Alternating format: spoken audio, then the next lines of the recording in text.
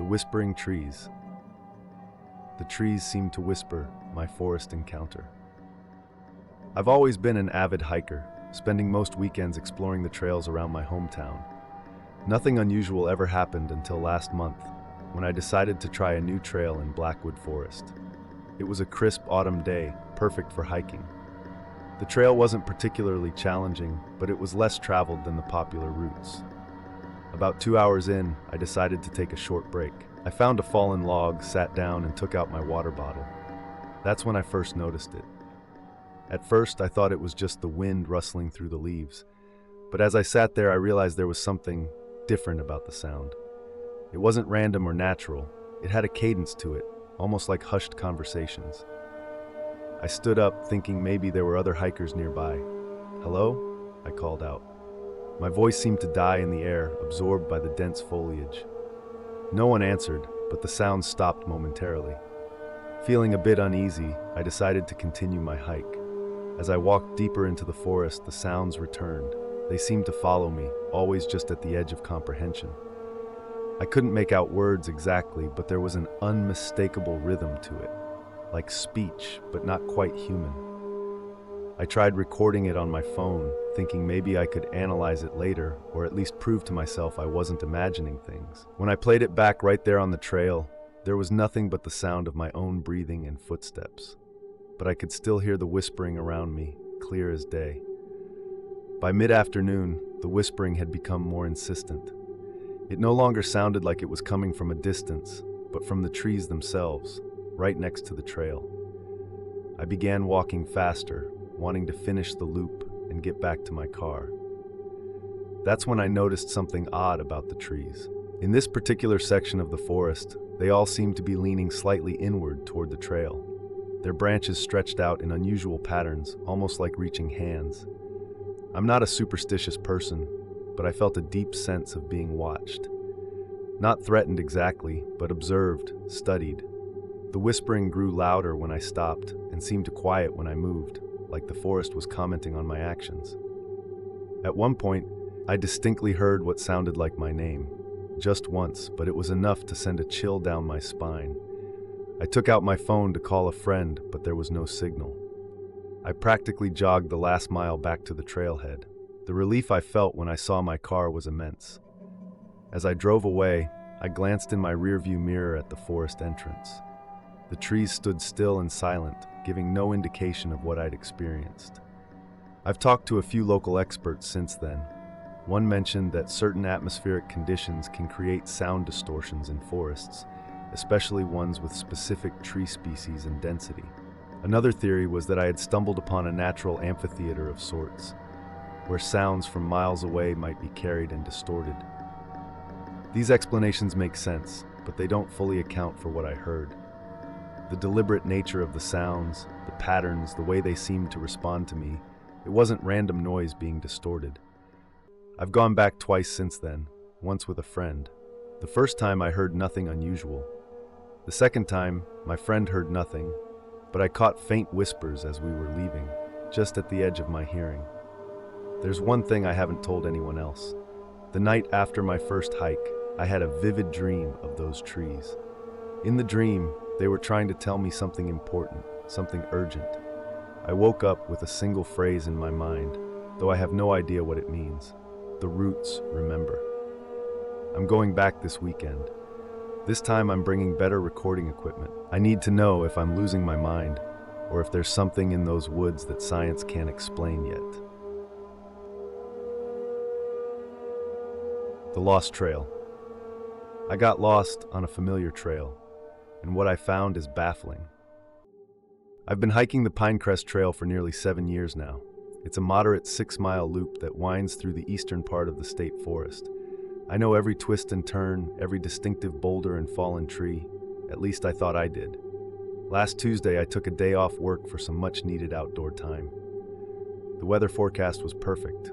Cool but sunny, not a cloud in sight. I packed light, just water, some trail mix, and a light jacket tied around my waist.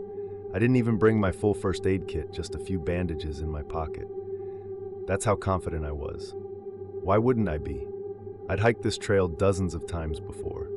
I started at the main trailhead around 9 a.m., The first 2 miles were exactly as I remembered. The path climbing gently through a stretch of pine trees, then opening up to a series of rocky outcroppings with a view of the valley below. I stopped there briefly to have some water, feeling completely at ease. It was after the halfway point, past the old wooden bridge, that things started to feel off. There's a distinctive split in the trail there, with the main path continuing straight and a smaller side trail breaking off to the right. I always stay on the main path, which loops back to the trailhead. But this time, something strange happened. I'm still trying to make sense of it. I followed the main path as always, but after about 10 minutes, I noticed the trees were different. Instead of the mix of pines and oaks I was used to, I was suddenly in a dense grove of birches. Their white trunks stood out starkly against the forest floor, like pale sentinels. I stopped, confused. There is no birch grove on the Pinecrest Trail. At least, there never had been before. I thought maybe I had absent-mindedly taken the side trail without noticing, so I turned back. But after walking for what should have been enough time to reach the split again, I found myself in completely unfamiliar territory. The trail itself looked well-maintained, which was reassuring. This wasn't some abandoned path, but it wasn't my path. The ground began to slope downward more steeply than any part of the Pinecrest Trail, and I came across a small stream cutting across the path, a feature I had never seen before. I checked my phone, hoping to use GPS to orient myself, but there was no signal. My watch showed it was already 1 p.m. I had somehow lost track of time. What felt like 20 minutes of walking had apparently been over 2 hours. Not wanting to admit I was lost, I decided to keep following the trail, assuming it would eventually connect back to a known path or lead to a road. The forest grew denser, and the quality of light changed, filtering through the leaves in a way that made everything look slightly wrong, too green, too vibrant. That's when I noticed the cairn, a stack of 5 flat stones balanced carefully beside the trail. I definitely didn't remember that from previous hikes, but it was clearly man-made. It gave me hope that I was on a legitimate trail that would lead somewhere. A few hundred yards later, there was another cairn, and then another. They appeared every few minutes of walking, like breadcrumbs leading me forward. I followed them, grateful for these signs of human presence. After what felt like another hour, the trail finally opened up into a clearing. In the center stood an old stone foundation, what might have once been a small cabin or outbuilding. Moss covered most of the stones, suggesting it had been abandoned for decades. As I approached the ruins, I noticed something unsettling. There was a backpack leaning against one of the walls. Not ancient, but modern. It looked remarkably similar to my own pack. Same brand, same dark green color. A chill ran through me as I moved closer. I didn't touch it. Something told me not to. Instead, I looked around the clearing for other signs of the pack's owner. That's when I noticed another trail leading away from the ruins, with another cairn marking its entrance. It was getting late, and I was genuinely worried now. I decided to follow this new trail, hoping it might lead back to civilization. The cairns continued, and I walked quickly, watching the daylight begin to fade through the trees. Just as I was considering finding a place to hunker down for the night, a terrifying prospect without proper gear, the trail took a sharp turn, and suddenly I was standing at the wooden bridge. The same bridge I had crossed hours ago, the halfway point of the Pinecrest Trail. Relief flooded through me. I practically ran the remaining 3 miles back to the trailhead, reaching my car just as darkness was falling. My watch read 7:30 p.m. I had been in the woods for over 10 hours on what should have been a 4-hour hike at most. When I got home, I immediately looked up maps of the state forest, searching for birch groves or stone ruins. There was nothing. I even called the ranger station the next day, asking about possible side trails or historical structures in the area. The ranger seemed confused by my questions and assured me there were no ruins documented within 10 miles of the Pinecrest Trail. I haven't been back yet. I tell myself it was just a simple case of taking a wrong turn and getting disoriented. But that doesn't explain the lost time or how I ended up back on the main trail without backtracking. And sometimes, when I'm drifting off to sleep, I think about that backpack in the clearing. and I wonder if someone else once took a wrong turn on a familiar trail and never found their way back.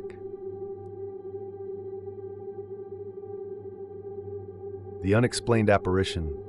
I saw a figure in the forest, but was it real? I'm not someone who believes in the paranormal. I'm a geology graduate student, for crying out loud. I deal in rocks and science, not ghosts and spectral encounters. But something happened to me 3 weeks ago that I still can't explain, and it's been driving me crazy. I was doing some night photography in Hemming State Forest. It's about an hour's drive from campus, and it has minimal light pollution, making it perfect for star photography. I've been there plenty of times before, always sticking to the main trails even at night. I had my headlamp, a fully charged phone, and my camera gear. Nothing about this trip was different from the others. It was a clear night with a 3/4 moon, providing enough natural light that I only needed my headlamp occasionally. I had set up my tripod at one of the lookout points that gives a clear view of the valley and the night sky. I was about halfway through my planned shots when I decided to move to a different location about a 1/4 mile down the trail. As I walked, I turned off my headlamp to let my eyes adjust to the moonlight. The forest was quiet except for the occasional rustle of nocturnal animals. The moon cast long shadows from the trees across the path, creating a complex pattern of light and dark. That's when I saw it. About 50 yards ahead of me on the trail, a figure was standing motionless. In the moonlight, I could make out the silhouette of what appeared to be a person, adult-sized, standing upright. They weren't moving or walking, just standing there, as if waiting. My first thought was that it was another hiker or photographer. I called out, "Hello there." My voice seemed unnaturally loud in the quiet forest, but the figure didn't respond or move. I felt a prickle of unease, but told myself not to be ridiculous. It was probably just someone enjoying the night forest like I was. Maybe they didn't hear me. I started walking again, moving closer. When I was about 30 yards away, I called out again. Still no response. I squinted, trying to make out details, but the moonlight and shadows made it difficult. The figure seemed to be wearing dark clothing, and they were just standing there, facing my direction. I stopped walking, that sense of unease growing stronger. "Are you okay?" I called, louder this time. "Do you need help?" That's when it happened. The figure moved for the first time, but not in any way I expected. It didn't turn or walk away. Instead, it seemed to flicker, like a television with poor reception. One moment it was there, solid and unmistakable, and the next it seemed transparent, with the trees behind it visible. Then it was solid again. I froze, trying to process what I was seeing. It had to be a trick of the light, the moonlight shifting through the trees, creating an illusion. I blinked hard and looked again. The figure was gone, completely vanished. I stood there for what felt like minutes, my heart pounding. Then I switched on my headlamp and pointed it down the trail. There was nothing there, no person, no animal, nothing that could have been mistaken for a human figure. The trail was empty, all the way to the bend about 60 yards ahead. I'm not ashamed to admit I packed up my gear quickly and got out of there. As I hurried back to my car, I kept my headlamp on and tried to come up with rational explanations. Maybe it was another hiker who stepped off the trail right after that strange flickering effect. Maybe it was an oddly shaped tree that only looked human from a distance, and the flickering was just branches moving in a light breeze. But here's the thing, there was no breeze that night. The air was completely still, and I know what I saw was human-shaped and standing in the middle of the trail, not off to the side where a tree might be. When I got home, I researched the history of Hemming's Forest, wondering if there were any stories or legends attached to the area. Most of what I found was just the standard history. It was logged in the early 1900s, became a state forest in the 1950s, and has been a popular recreation area ever since. However, I did find one small news article from 1973 about a hiker who went missing in the forest. Thomas Wheeler, aged 32, had gone for a solo night hike and never returned. After a week-long search, authorities found his camera and backpack near one of the trails, but no other trace of him was ever discovered. The article didn't specify which trail, and I have no reason to think it was connected to what I saw. but the coincidence of a disappearance during a night hike has stuck with me. I've gone back to the forest twice since then, but only during daylight hours. I've walked that same section of trail, looking for anything unusual, an oddly shaped tree, a reflective surface that might create an illusion, anything that could explain what I saw. There's nothing. I still don't believe in ghosts. I'm sure there's a scientific explanation for what I experienced. Maybe it was an exhaustion-induced hallucination, though I wasn't particularly tired. Maybe it was some kind of rare atmospheric phenomenon. But until I find an explanation that truly fits, the memory of that flickering figure standing in the moonlight continues to haunt me. The night of unusual howls. The howls in the forest that left me questioning everything. I've been backpacking solo for about 8 years now, and I've spent more nights in the wilderness than I can count. I've heard all the normal sounds of the forest at night. The hoot of owls, the rustle of small mammals, the occasional distant howl of coyotes or wolves depending on where I am. Last summer, though, I heard something in the Adirondack backcountry that I still can't explain. I was 3 days into a 5-day trek, following a remote trail that sees maybe a dozen hikers a week. I had set up camp about 50 yards off the trail near a small stream, all properly permitted and following leave-no-trace principles. It was late August, and the weather was perfect, warm days and cool nights with clear skies. That particular night, I'd made dinner, just rehydrated pasta, hung my food bag on a tree away from my tent, and settled in to read a bit before sleep. It was around 10 p.m. when I first heard it. A howl echoed through the forest, and initially, I thought nothing of it. Eastern coyotes are common in the area, and hearing them is part of the wilderness experience. But as I listened, I realized this howl was off somehow. It was too deep for a coyote, more resonant, with a timbre I'd never heard before. It wasn't quite a wolf howl either, though it was closer to that. I put down my book and listened more carefully. The howl came again, longer this time, with an unusual modulation in the middle, almost like a shift in gears. It rose in pitch, then dropped suddenly before rising again.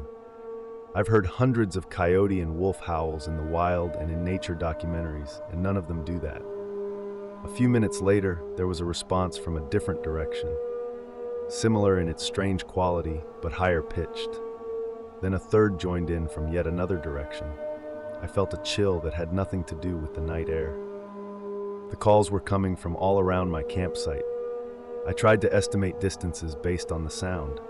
The first howl seemed to be coming from about half a mile to the northwest, the second from maybe a quarter mile to the east, the third from the south, possibly closer. They called back and forth for about 20 minutes, and it seemed like they were communicating in some deliberate way. The rhythm was what really got to me.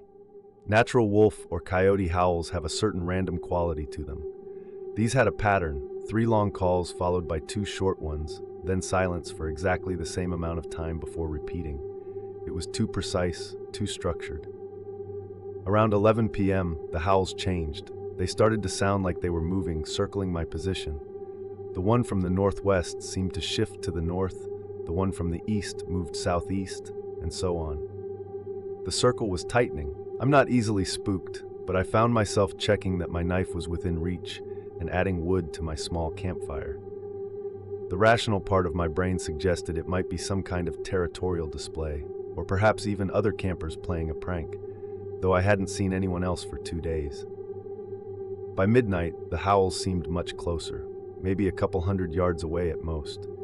I could now hear subtleties in the sounds that I couldn't before. There was a raspy quality to them, almost mechanical at times, and they were loud enough that I could feel them resonating in my chest.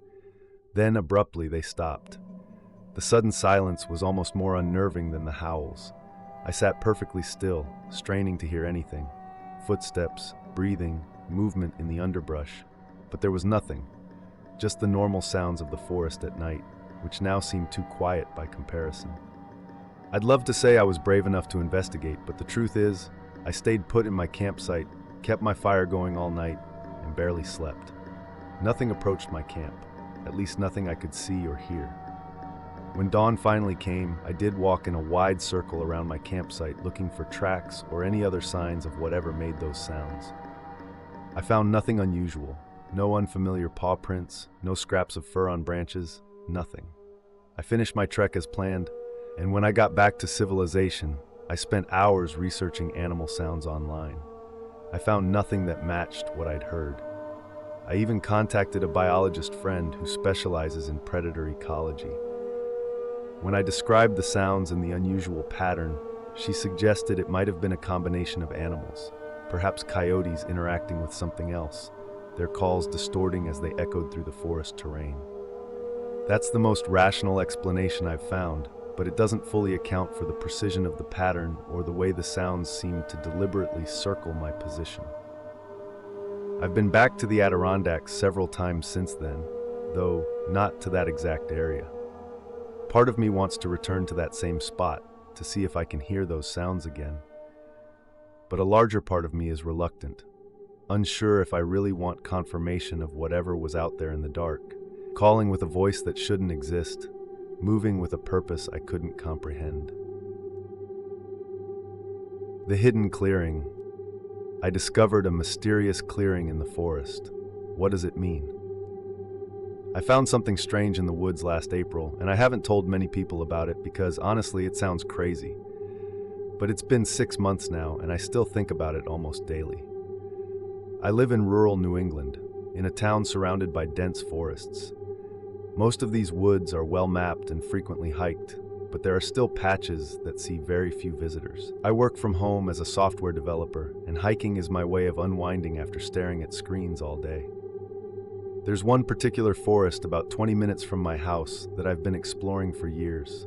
It's mostly private land, but the owner is an elderly man who doesn't mind locals using it as long as they're respectful. There are no official trails, just game paths and old logging roads that have grown over.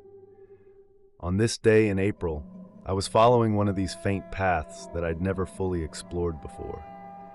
It was heading roughly northeast, deeper into the forest than I usually go. The trees were still mostly bare, with just the beginning of spring buds, making it easier to see through the forest than it would be in summer. After about an hour of walking, the path became increasingly faint until it disappeared completely. I was about to turn back when I noticed what looked like a thinner section of trees ahead. Curious, I kept going, pushing through some underbrush until suddenly the forest opened up into a clearing. It was perfectly circular, about 30 yards across, and completely unexpected. In New England, clearings like this usually mean there was once a structure there, or it was used for agriculture. But this was miles from any road or known historical settlement. What made it truly strange, though, was what was in the clearing. In the exact center was a pattern of stones arranged in a circle. There were 13 stones in total, each about the size of a basketball, spaced evenly around a larger, flatter stone in the center. The stones weren't just randomly placed, they were partially buried, firmly set into the ground, suggesting they had been there for a very long time. But here's where it gets weird. The grass in the clearing was short, almost like it had been mowed, while the surrounding forest floor was covered in the normal leaf litter and beginning spring growth. And there was a perfect circle of white mushrooms surrounding the stone arrangement. A fairy ring, as they're sometimes called. I'm a rational person. I know fairy rings are just a natural phenomenon caused by how mycelium grows underground, and stone circles can be explained by anything from indigenous structures to colonial-era property markers to bored teenagers from 50 years ago. But the combination, plus the unusually maintained nature of the clearing, gave me an uneasy feeling. I took a few photos with my phone and then approached the stones for a closer look. The central stone had something carved into its surface, weathered by time but still visible. It looked like a simple spiral pattern circling inward. Again, this could be explained rationally, perhaps a boundary marker with a surveyor's symbol, or even natural weathering that just happened to look like a spiral. As I was examining the carving, I noticed something else odd. The clearing was completely silent. No bird calls, no rustle of small animals, no distant sounds of civilization. Just absolute stillness. It was midday in spring. The forest should have been alive with sound. I'm not superstitious, but something about that silence made the hair on the back of my neck stand up. I decided I'd seen enough and should head back before I lost too much daylight. As I turned to leave, I noticed something at the edge of the clearing that I had somehow missed when I entered. A small stone structure, like a miniature doorway made of flat stones stacked and balanced against each other. It was about 2 feet high with a triangular opening. Again, rational explanations exist. People build little stone structures in the woods all the time. But combined with everything else, it felt significant somehow, like I had stumbled upon something I wasn't supposed to see. I took a few more photos and marked the location on my phone's GPS. Then I left, finding my way back to the faint path and eventually to my car. When I got home, I researched the area's history, looking for any mention of stone structures or unusual clearings in that forest. I found nothing specific, though I did learn that the region had been inhabited by indigenous peoples for thousands of years before European settlement, and there were documented ceremonial stone sites throughout New England. I also asked a few older locals if they knew anything about stone structures in those woods. One elderly woman, a lifelong resident, mentioned that when she was a child in the 1950s, her grandfather had warned her and her siblings never to go deep into those particular woods. He never said why, just that some places weren't meant for wandering through. A week later, I tried to find the clearing again. I followed the same path, using my GPS coordinates as a guide, but after hours of searching, I couldn't locate it. The coordinates led me to a dense section of forest with no clearing in sight. I expanded my search area, walking in widening circles, but found nothing resembling what I had seen. I've gone back 3 more times since then, with the same result. I've shown the photos to a few friends. They agreed it was strange, but suggested ordinary explanations.